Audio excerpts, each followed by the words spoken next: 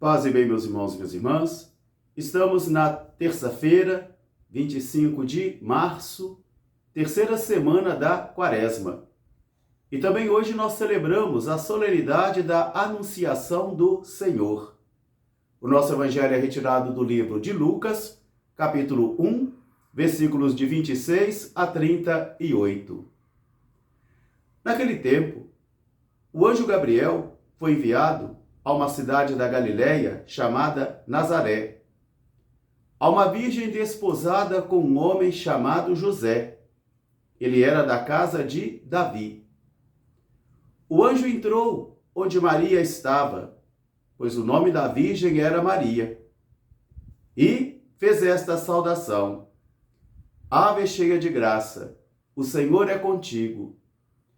Maria ficou muito assustada com tal saudação, porque ela não sabia o que significava.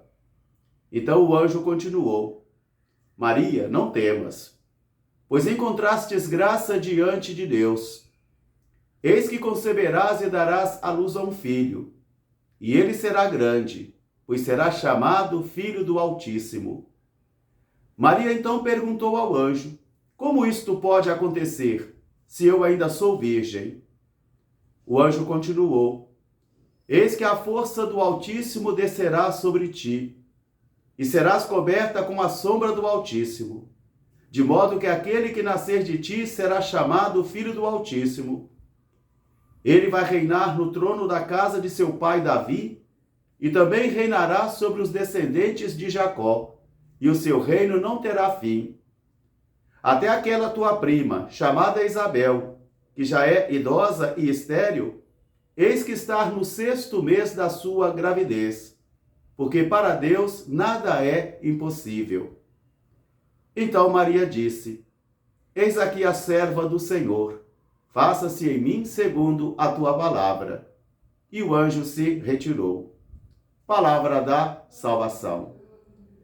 Meus irmãos e minhas irmãs, mesmo celebrando o tempo da Quaresma nessa terceira semana, hoje a liturgia nos apresenta também a solenidade da Anunciação do Senhor, porque já estamos nos preparando para a festa do Natal do Senhor, da entrada do Salvador na história humana, da encarnação do Verbo de Deus na história.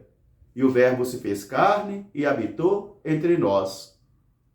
Na primeira leitura de hoje nós encontramos já na profecia de Isaías, que alguém vai dizer a Acás: peça ao Senhor um sinal que venha do céu ou debaixo da terra, para que você possa crer nele.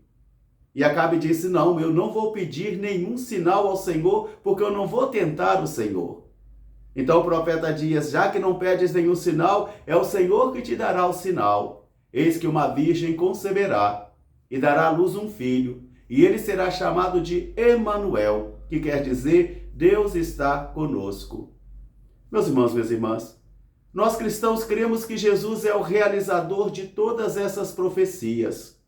Nós cremos que tudo aquilo que está escrito perante e diante também dos profetas, das grandes profecias, se realizam em Jesus de Nazaré, o filho de Maria.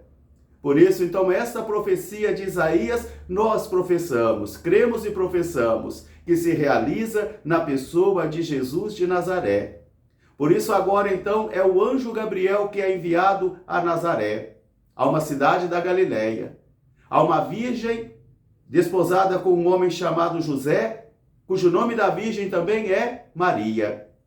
E aqui nós encontramos, então, o diálogo entre Maria e o anjo. O mesmo diálogo que houvera antes entre Gabriel e Zacarias, o sacerdote, pai de João Batista, que não acreditou no Deus do impossível. Quando mesmo o anjo faz o anúncio para Zacarias: você será pai, ele colocou: mas isso é impossível, humanamente falando, isso é impossível? Como é que isso vai acontecer? Quer dizer, ele não consegue crer, ele não vai além da tradição, ele não vai além do culto, ele não vai além da sua esperança humana. Então ele não conseguiu acreditar e por isso foi castigado ficando mudo. É o mesmo anjo que aparece para Zacarias num espaço sagrado. Ele é um homem sagrado, se preparou de modo sagrado para encontrar-se com o Senhor e servir ao Senhor, e quando o Senhor se manifesta para ele, ele não acredita, ele não crê, ele cai na descrença. Aqui agora nós encontramos então o mesmo emissário, o mesmo anjo, Gabriel, que é enviado também a uma mulher, segundo a lei impura, segundo a lei imperfeita, também segundo os profetas e os saduceus, e também segundo os fariseus, alguém que é ignorante, que não conhece a palavra, mas é uma mulher que não está num espaço sagrado como o Templo de Jerusalém ou o Santo dos Santos, mas na sua casa.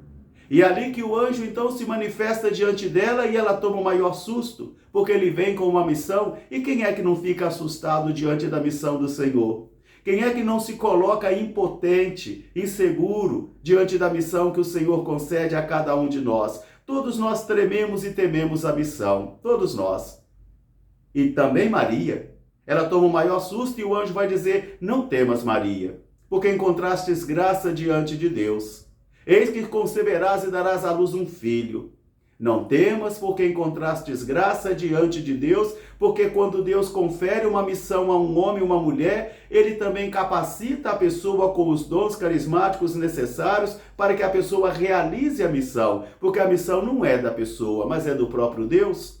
Então, agora o Senhor também capacita Maria com a força do Espírito.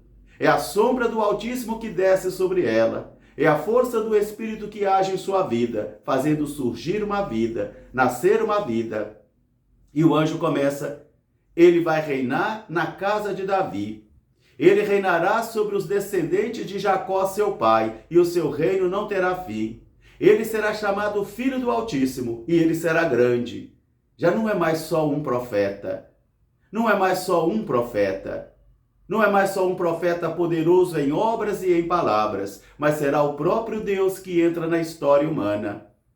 E para confirmar essa profecia, o anjo vai dizer: recorde de sua prima Isabel, já idosa, estéril, e que já está no 6º mês da sua gravidez, porque para Deus nada é impossível. Meus irmãos, minhas irmãs, aqui está um grande ensinamento para mim e para você, de que o nosso Deus é o Deus do impossível. Como é difícil crer nisso. Intelectualmente e racionalmente é fácil, mas diante das realidades humanas mais presentes, mais gritantes, como é difícil crer que o nosso Deus é o Deus do impossível. E o anjo vai dizer isso a Maria. Então Maria pode concluir o diálogo com o anjo, esta oração com o anjo, dizendo: eis aqui a serva do Senhor, faça-se em mim segundo a tua palavra. Uma oração de confiança e uma oração de abandono.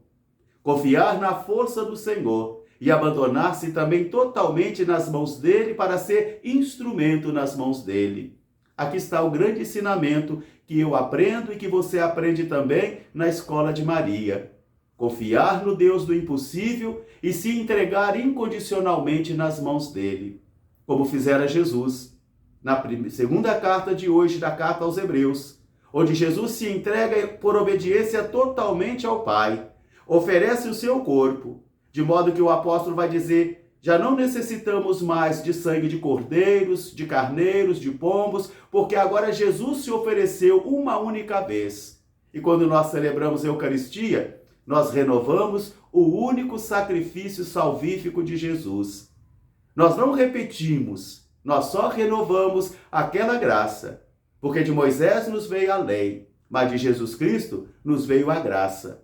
Então que esse dia de hoje ajude a mim e a você a também descobrirmos o Deus do impossível, a crermos no Deus do impossível. E que essa leitura de hoje, toda essa celebração de hoje, ajude também a nascer em meu coração e em seu coração a força do alto, do Espírito, que faz gerar Jesus em nossa vida. Porque somos irmãos, irmãs, pais e mães de Jesus, quando damos a Ele a vida, por meio de boas obras.